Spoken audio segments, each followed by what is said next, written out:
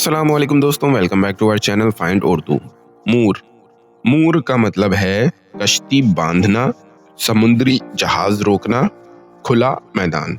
मूर का मतलब होता है किसी कश्ती या जहाज को रस्सी से बांधकर एक जगह रोकना।